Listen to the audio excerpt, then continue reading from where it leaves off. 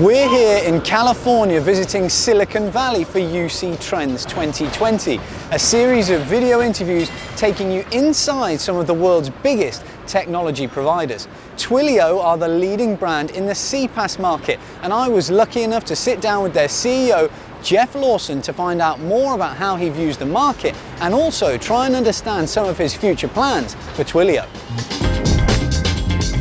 Well, Jeff, thanks so much for inviting us into your San Francisco Twilio office. Very nice office, first of all. Thank you. It's great to be here. Yeah, well, thanks. It's great for you to be here. I'm always here. Yeah, well, thanks so much for letting us in and letting us have a peek. Yeah, well, our absolute pleasure for having you in. I wanted to understand, first of all, from you, I know a bit about your personal story and it's well publicised, but would you mind giving us an insight into how you got into sort of the CPaaS industry and how you came to be sitting here as CEO of Twilio? Yeah, absolutely. I mean, the CPaaS industry, right, it's sort of funny. I mean, it didn't really exist. And that really gets at why we started Twilio, because I am a software developer. I had started writing code, 20 some years ago during the 90s when I was still in college, and I started multiple companies. So I'm a serial entrepreneur. I had started a academic content company for college students when I was still a college student. That was my first real company, where I was during the dot-com era. Then I was the first CTO of StubHub, the online ticketing exchange. And then I started a bricks and mortar retailer, of all things, doing extreme sporting goods. Slightly different to this. Yeah, right. Like all three completely different businesses, which is kind of crazy. And then I was one of the first product managers at Amazon Web Services. And when I left Amazon, I knew I wanted to start something that solved a problem that I would find to be really interesting. And so I was looking at a bunch of ideas. And one of the things that I realized was that every single one of those three previous companies, there were two things in common, even though the businesses were entirely different. One, we were using the power of software to build a product and a customer experience and a company that was just better than anything else that was in that competitive set. And to me, the superpower of software is the ability to move quickly, put something out in front of your customers, get their feedback, learn, and build the next version and the next and the next. And your job as a software company, as a software organization, as a software developer, your job is never done. You're always listening to customers and learning how you can get better. And that's the amazing thing about software, is you can keep working iteratively, listening to customers, and serving them better and better every single day. The other common thread among all three of those companies was that at various points, as we were doing that process of learning how we can become a better company and a better customer experience and a better product, it kept coming up that we needed communications. Because, when this happens, customers need to contact us, or, when that happens, we need to contact customers. And every time we ran into that scenario, we said, yeah, that's a great idea, except we're software developers. Right? What do we know about communications? Like making a phone ring, that's like magic. Like making a voltage appear on some phone line halfway around the world, like, I don't know how that works. And so we turned to the folks who seemed like they did. We turned to carriers, we turned to the equipment people like Cisco, and we'd say, how can we realize this idea that we have? And every time we got a pretty similar answer. I was like, we can help you out with that. First thing is we're going to roll out a bunch of copper wire from a carrier to your data center. Then we're going to go rack up a bunch of the sort of gear that plugs into that connectivity. Then we're going to bring in a software layer that sits on top. And then because you need to integrate all that and we need to get it to do what you want it to do, like that idea you had that usually is like integrated into your systems and stuff, we're going to bring in a bunch of professional services, and we think we can get that whole thing to work the way you want it. And it's going to cost probably a few $1 million, and it'll take us 18, 24 months to get the whole project completed. Sign here, we'll get started. And look, I'm sure that's a story that many people recognize. Yeah. But the thing is, as a software developer who didn't really come from the world of communications, I was like, first of all, from a budgetary standpoint, like we were startups, do I have that much money to spend on like this part of my customer experience? The answer was usually no. But aside from the money, because I get it, a lot of companies can spend a lot of money on this stuff. The bigger issue that I saw was with the time. So let me get this straight. Anything that we want to do would take like a year or two before we could ever get something actually working enough to put it in front of customers and get their feedback. And when we got their feedback, we would, and we learned, we should have built this, right? And there's more teething and there's a back and forth and the whole process takes when we longer. actually learn like what the next iteration, when we start learning what we should have built and what would be even better, it's like, okay, another $2 million, 24-month cycle to build V2 and then V3 and V4. And as a software developer, I was like, God, this is just the opposite of that software ethos that I'm accustomed to. And I said, wouldn't it be great if the software developers of the world like me were actually able to think about communications as a first-class citizen in their software tool belt and be able to leverage the power of communications, but do it in this more agile, iterative spirit like we are using to go build all of our websites and our web applications and our mobile apps and the mobile applications and everything else that we're doing in our digital society and as companies go through in their digital transformations is all about leveraging software, becoming agile, learning from customers, yet communications felt kind of left out of that whole thing. And so we said, can we bring communications in? Because if the developers of the world, there's 25 million developers in the world, professional developers, if those people are having experiences anything like mine, where they're seeing all these amazing opportunities to bring great communications into their companies and into their products in order to power amazing customer engagements, those ideas probably just aren't getting built today. Because that's what I did. I got these time frames and these dollar amounts, and I was like, oh, we just don't have the time or energy for that. And so we didn't build those things. And so we started Twilio in 2008 to bring communications into that era of software and to make communications a first-class citizen in the tool belt of every developer in the world so that they collectively could go use communications to reinvent how their companies are able to communicate with customers and build great engagement. Why do you think it took, as you said, you're a serial entrepreneur, you realised these problems yourself, you'd come across them. Why do you think it was you and your team in 2008 that first thought, actually, let's rectify this, let's do it ourselves? Why do you think it had taken that long? I think there were two unique things, and I recognize that we are not like the first people who ever had this idea of making communications easier or whatever. There were two things, and I think, by the way, entrepreneurship and life in general, so much of it is luck and timing, and we benefited from both of those. But it was the observation, the intersection of two things. Number one, seeing the problem not from a communications background. I think I could see the problem a little bit differently because I saw it from the perspective of a software developer. Like an aerial, external view. I didn't see the problem for all the stuff that has to go on under the hood. Yeah. I saw the problem for what is it I'm trying to get out of all this technology. So I didn't start with this concept of here are all the hard things about making this work. I said, well, if I'm a developer, I use APIs to do my job. So all that communication stuff, why isn't that just an API? Like that was the simplistic question that I asked that started us down the journey of trying to answer that question, which is you have to do a lot of hard work under the hood to make it as simple as an API so that a software developer could not have to worry themselves with all the infrastructure, for example, to make a phone call. Just make an API request that says, make a phone call, and it'll just work for you. And so in some ways, that's how technology always progresses, is that in the early days, you have to think about all the underlying complexities, but then as we get better and we learn more as a technological society, as entrepreneurs, as companies, as technologists, we're able to take the underlying things and build abstractions that make those underlying things less important than the outcome you're trying to get from the technology in the first place. And as a developer, that abstraction layer is something that I was thinking about of why can't this just be an API?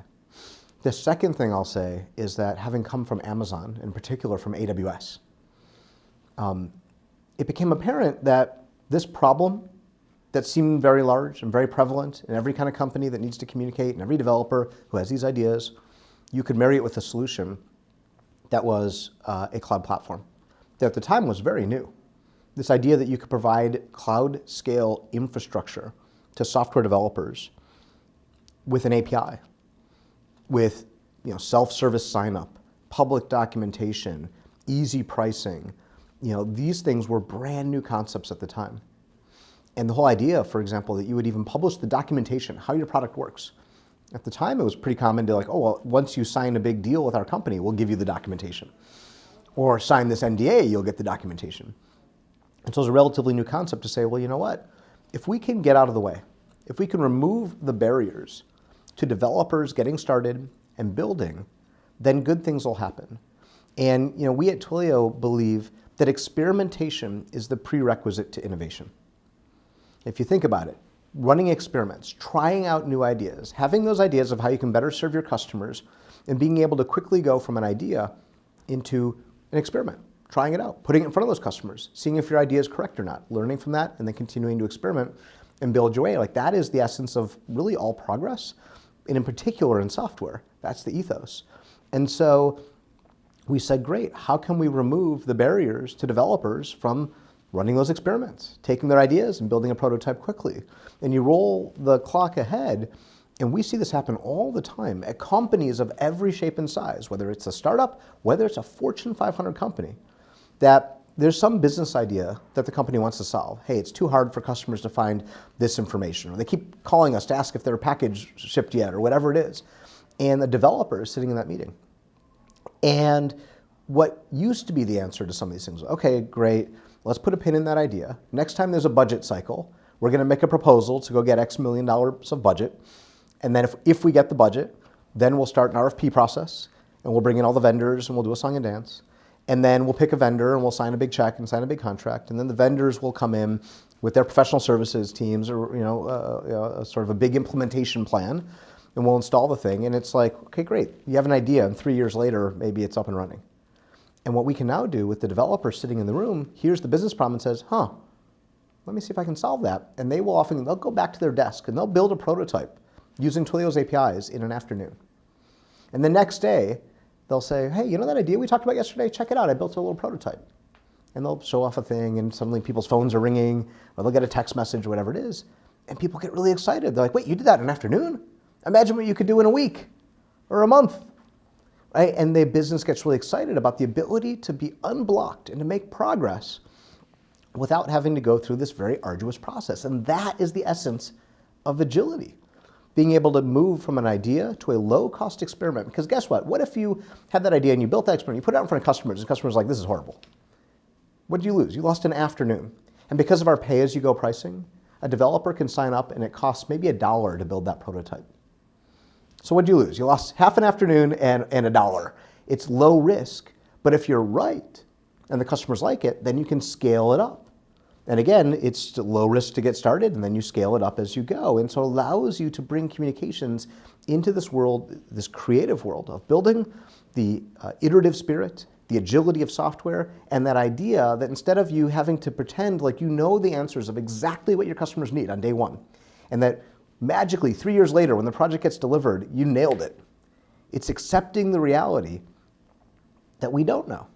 We think we know, and we're going to try things. And by the way, our customers' desires are going to evolve, oftentimes faster than we can build and deploy this technology. And so the more you can put this in front of customers, bring them involved into your invention cycle, you will be able to be a company that is seen by the market and by your customers as one that understands customers, that builds a great customer engagement model, that satisfies customers, and you'll be seen as one of those great companies that gets it because you're able to keep up with the rapid pace of customer demand. So those are some of the keys to why Twilio initially came about and how it's become such a success. But the thing I want to understand is those are things that obviously you understood yourself and you learned during the process. How do you instill that as part of company culture as the business gets bigger and bigger and bigger? And how do you replicate that? Because obviously it's not you doing all of these things now. You now have a huge team of over 2,000, don't you, globally. How do you ensure that the company culture maintains that ethos of agility and the ability, the freedom to fail effectively? Well, you know what? We have this phrase that every press release we've ever done, the quote from me at the end says, "We can't wait to see what you build." And that is the spirit both inside Twilio as well as outside Twilio, in that we are a builder culture. Our goal as a company is to empower our employees to go focus on our customers and to understand what our customers need. And that works for internal teams too, know your internal customers, but to be empowered as owners to own the decisions you make that you've learned from our customers what we need to do, to go implement those, and be accountable for the upsides and the downsides of those decisions.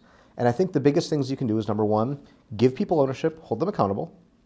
And accountability doesn't mean if you fail, you're out of here. You're in trouble, you're out. It means if you fail, meaning the thing that you built, the thing you thought customers would want, it turns out they don't, that's fine. What did you learn from it? And how are we going to do the next iteration better?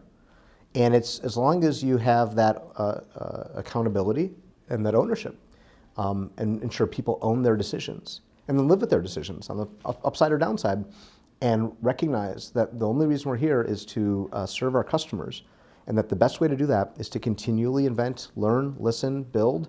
That is the essence of Twilio's culture, right? And there's a few of our values that really encapsulate it. First, I've got a pair of shoes hanging on the wall behind us right here. And that is one of our values called wear the customer's shoes. And we actually literally have shoes hanging on the wall as a constant reminder. I've seen them around the office. I can verify this. Yeah, and there's a plate that says the name of the customer and the name of the company. And it's a reminder that if you want to understand somebody, you have to walk a mile in their shoes, right? That old adage. And so what are we supposed to do as a company is we're supposed to understand our customers' needs, understand what their problems are and what they're trying to solve for. And we can only do that if we are wearing their shoes, if we walk a mile in their shoes. And so the shoes are everywhere as a constant reminder, why are we here? And people ask us all the time, hey, why are all these shoes on the wall? And it's a great conversation starter because it reinforces our cultural value of we're here to wear the customer's shoes and always be understanding their problem and serving them because we understand what they're trying to accomplish. Another one of our cultural values that is very apparent, we've got an owl painting behind us I've also here. seen there's a few owls dotted around the place. I think all the meeting rooms are owl-based. There's a lot of owls, and one of our values is draw the owl. And it goes back to the early days of the company. There was an old internet meme called it went like this, how to draw an owl. And it says, step one, draw some circles. And it's got some like loosely sketched circles, 2 circles. It says, step 2, draw the rest of the owl. And it's got a fully drawn, beautiful owl. And we always thought this was hilarious, right? It was just like in the early days of the company. In fact, it's obviously funny, but for some reason it wouldn't die. Like some memes, they're funny and then they just go away. This one kept popping up.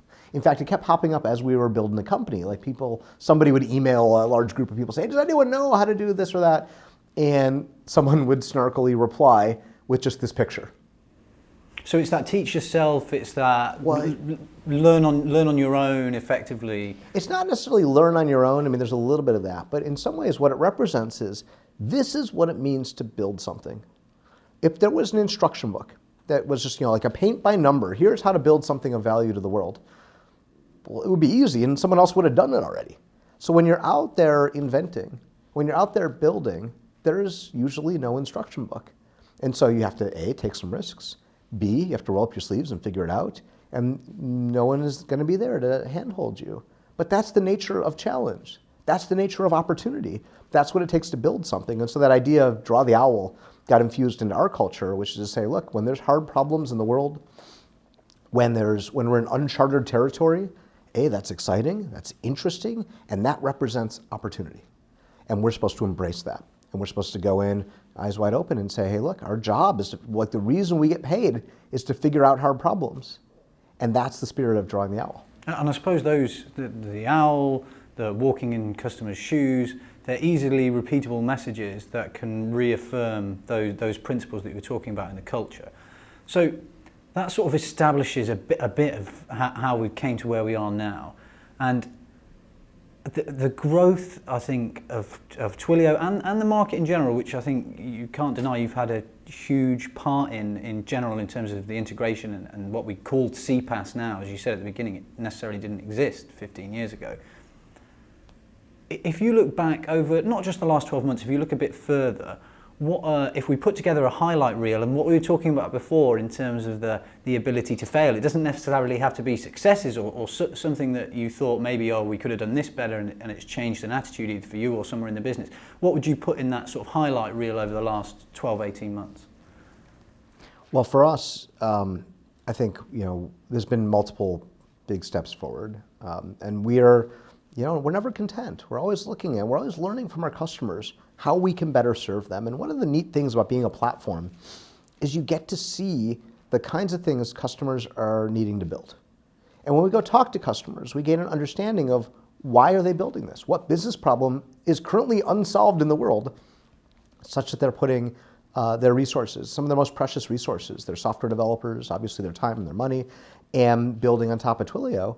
And we get to learn about what are the big unsolved problems that their business is facing, and we ask, how can we help you? How can we help you realize a solution to that problem even faster? How can we help you get to your next level on that even faster? And customers are very happy to show us. And that's one of the cool things about being a platform, is the market guides you to where the best opportunities are. You see these hotspots of activity on our platform that paint a picture of where we can go next to even better serve our customers than we are today. And so 2 things come to mind in the last 12 to 18 months. First of all, Twilio Flex. So Flex is our contact center application platform. And when we talk to a lot of the early customers who are building contact centers on top of Twilio using our APIs, companies like ING Bank or Home Depot, and they would build these contact centers using our APIs. And building a contact center using our APIs is not the simplest thing, right? There's a lot of work that goes into that. And so we'd talk to them and we'd say, this is obviously not the path of least resistance. So you must be very motivated. What is it that you're seeing out there that is giving you this motivation to go build your contact center on top of Twilio? Oh, by the way, thank you for your business, right? And they would say, well, let me tell you, we feel stuck in the contact center. On one side, you have the legacy world of the on-prem systems, right? And that's how we've been doing it forever. The great thing about on-prem is that you can install, you can rack the stuff up, and then you can bring in the professional services, and you can really completely customize this contact center installation to meet our business, meet our workflows. And by the way, if you're a large contact center and you've got thousands or maybe tens of thousands of contact center agents, every optimization you can do to those workflows, every time you can shave another 10 seconds off of every phone call, you multiply that by thousands or tens of thousands of agents. Makes a huge difference. Huge difference in customer satisfaction, in wait times, in costs, in agent productivity. These are critically important. You say, okay, great. What's wrong with that? Well, let me tell you. We've been investing in this contact center for 15 years, and we now have this completely bespoke contact center running in our own data center that is incredibly fragile. No one knows how it works. There's one person who's been here forever who knows how it works. So we all have to make sure he doesn't die or retire. He can never retire. Yeah, right. Yeah. And so it's like, don't touch it. And so we can no longer make the kind of progress that we want to make. And so sometimes we have to solve that by just spinning up another solution. Okay, we want to add a new channel. We want to add chat. Okay, we can bring in another vendor and just sit it next to it. And literally the agents are swiveling their chairs back and forth because we couldn't actually add it into this old legacy system because it's so fragile, don't touch it. We had customers tell us they can't apply the security patches anymore because the product's been end-of-lifed. But don't touch it, right? Or our implementation is so bespoke, we're using all these secret weird APIs that no one ever intended to be used, so we can't apply the updates, and so security suffers, uptime suffers. It's not uncommon. We've heard from folks to say they get 1 or 2 nines availability of their on-prem system. Some of them say, we have to take the system down for 12 hours every week for scheduled maintenance, right? You're like, well, business doesn't stop. And so that's the problem with those bespoke on-prem systems. And you say, okay, well, what about the cloud? How come you don't adopt one of the new cloud? The CPaaS, yeah. Yeah, one of the new cloud vendors. And they say, well, what's nice about the cloud is operationally, we can rely on a vendor to give us high availability, get a vendor to sign SLAs, of course. They take care of security, things like that. However, the problem is the very property that allows them to be operationally excellent is one code base that's multi-tenant for all customers that they build. And so I can't go customize it. I'm kind of stuck. And there's some lightweight customization around the edges you can do, but you really can't get in there and wire it up for the way your company does business. In fact, one of my favorite quotes came from a customer of ours that said, you have to change your business to fit the software you bought, not change the software to fit your business needs. And I was like, you're right. Isn't that crazy that so many businesses, when you buy enterprise software, you have to change how your business works because of what the software does, not change the software to meet what your business needs. And that's kind of crazy, but it's true. So Flex approaches that completely differently. And so we said, if you have to choose today between customizability and reliability, well, that's a silly choice to have to make. You should be able to get both.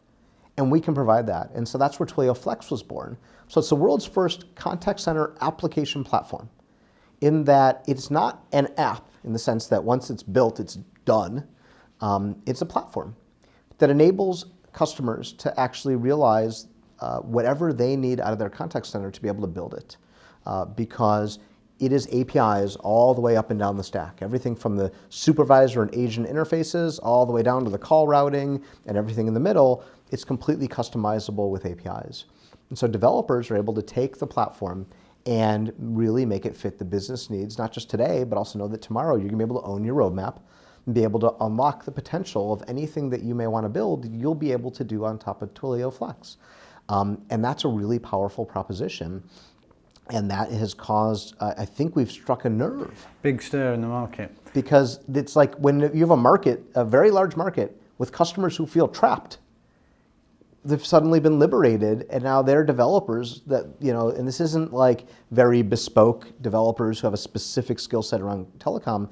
This is your web or mobile developers who have the skills. It's a React application, which every front-end JavaScript developer now knows. It uses CSS, JavaScript. I mean, it's like standard technologies that developers know and use, and you're probably already using in your company. You can now use those to actually innovate in how you work with your customers in the contact center. And that's a powerful proposition. It unleashes the creative energy of the software organization to be able to innovate in the contact center, which is something that has not meaningfully been done in the past.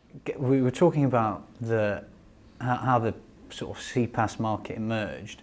What do you see as, there's a lot of talk of sort of emerging technology trends, artificial intelligence, machine learning, we talk about the Internet of Things, but also we've seen a big trend change in workplace behavior and the way organizations work. What do you see as the main trends going forward over the next few years, and how are they going to impact the various markets? And you were talking about Flex in the contact center, but also in terms of communications in general. Well, I look at a few of the mega trends that are going on. So number one is the prevalence of software developers helping to build the future of every organization. And I think that this is intersecting the whole world of customer engagement in a bigger way than anyone has realized in the past. And so I think of customer engagement.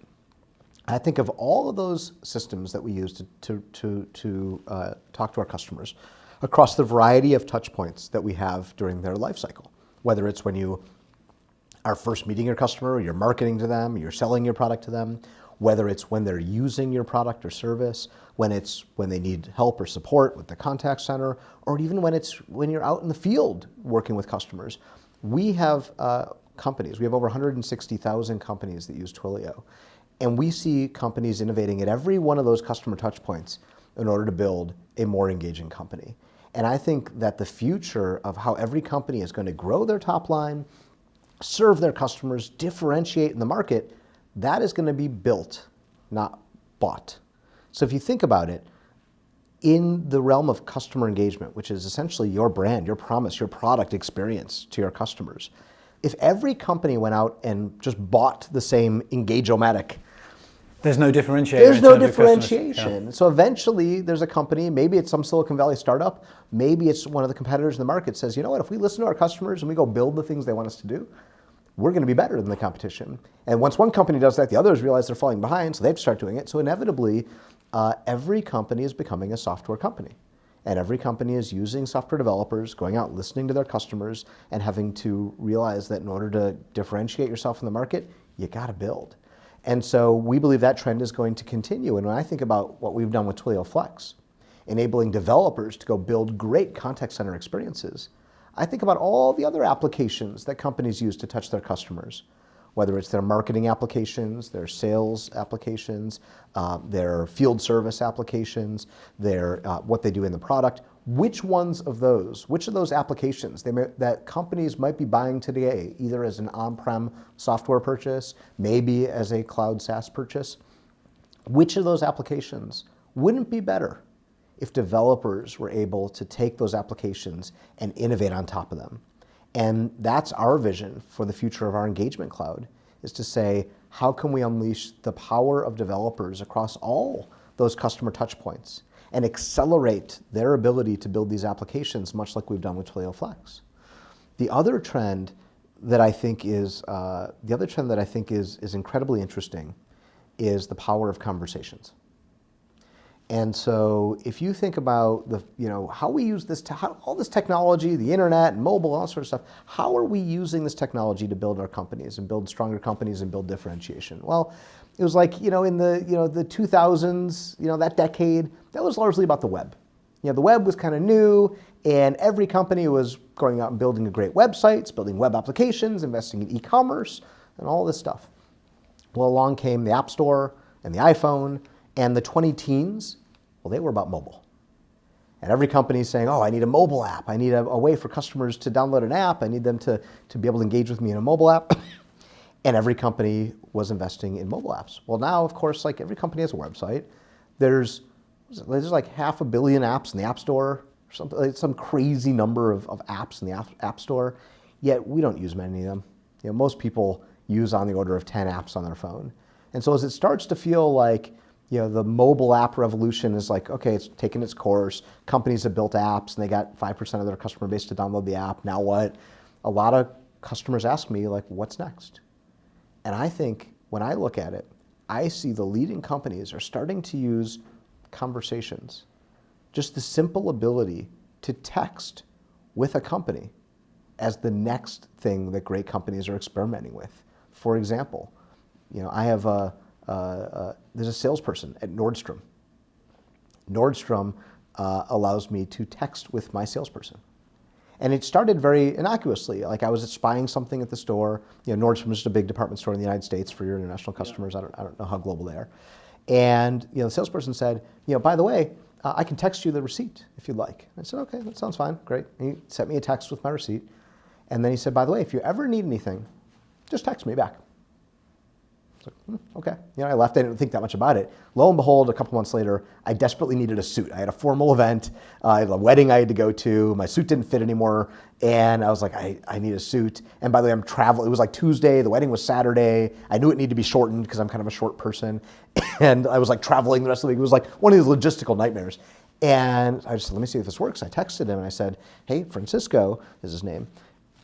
I need a suit and I need to I can stop by for 10 minutes today and try one on. I got to pick one. And he was like, yeah, absolutely. He sent me pictures of 3 of them. I said, these 2. He said, I have them ready for you. Just stop on by after work today. Stop by, picked out one, texted me 2 days later. Your alterations are done. You're ready to be picked up. Come by Saturday. We open at 10. I came by, picked it up. Beautiful. And it was all because of that ability for me to simplified interaction, effectively. Yeah. And when you think about it, conversations like those that happen over text are perfect for engaging with a company. Why? Think about the contact center. Whether it's voice calls or even chat, it's a synchronous communications medium. Like we've all had that experience. Obviously, you call a company, you wait on hold, that's no fun. But the more modern version of that is you go into a chat session and you spin up a chat session and it says, please wait while I find an available agent. And you have to wait for 7 minutes or whatever.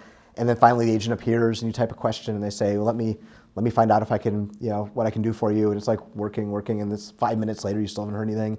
And you actually get up and go to the bathroom, right? And you come back and the agent's had a question and they said, hello, closed your chat. You're like, oh, seriously? What's the amazing thing about messaging is it's in your pocket. It's with you all day. If you text a company and they take half an hour to get back to you, that's actually perfectly normal.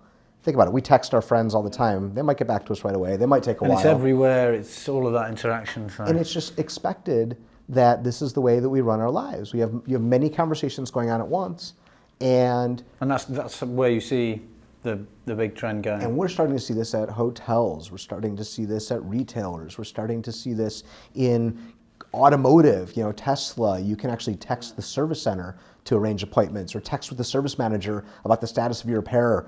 And you're starting to see this example in all these situations. And the amazing thing about it is, first of all, it's happening organically. Employees are doing it anyway, even if they do it from their own personal cell phone. You're like, well, if I am representing a company, I'm like, well, that's not very good because the PII of my customers, their phone numbers, is now in the hands of my employees' personal devices. You're like, well, that's not really cool. But then the second thing is if the employee leaves the company, all the history of the communications of that customer is gone now. So what we're seeing is these great companies are investing in systems that actually enable their employees to be able to have conversations with their customers in a software system where everything is logged for compliance reasons. You can have in a contact center, a manager looking at the conversations, making sure everything's on the up and up.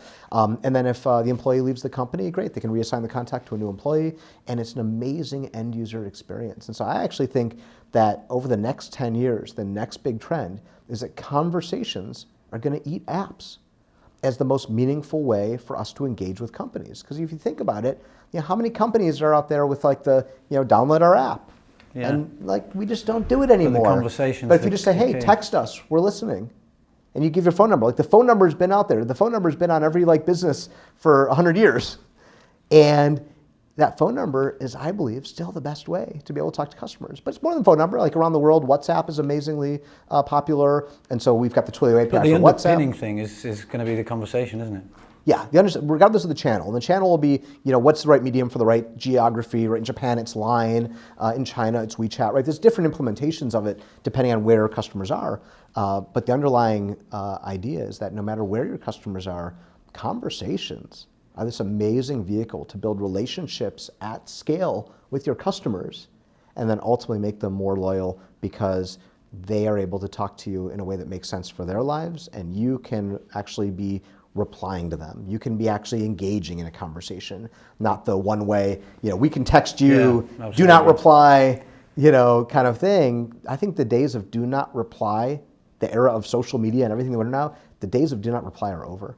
Because by the way, if you don't listen to your customer, you don't let them reply, you don't let them talk to you, guess where they take that? Yeah, elsewhere. Yeah, they take it to Twitter, they take it to Facebook. Well, that conversation trend is going to be key. I mean, we're completely out of time. Thank you so much for taking me through that, though. I look forward to the age of conversation coming to fruition. Absolutely. Thank you.